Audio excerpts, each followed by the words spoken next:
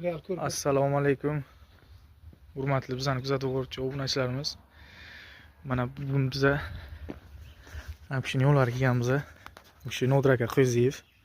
Bu kishini bilgan biladi, tanigan o'zi biladi. Bu kishi Real Madridning jamoasining muxlisi.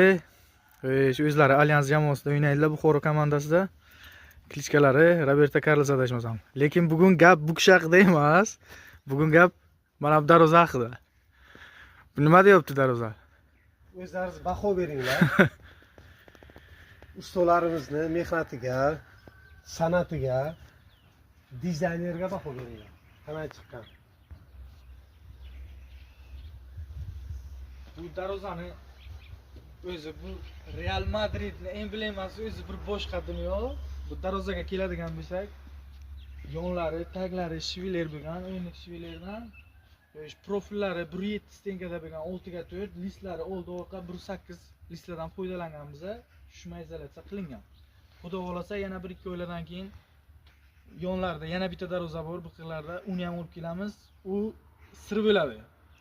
Endi nima bo'ladi, unisini olib kelishamiz. U boshqacha, butunlay boshqacha darvoza bo'ladi, xudo xolasa.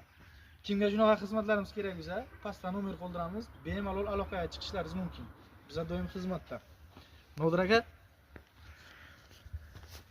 endi bir darvoza haqida sizga qanday, ma'qulmi, nima gap, biroz gapiring. Ma'qul, yaxshi. Mehnatlaringizga gap yo'q, ishlaringizga omad.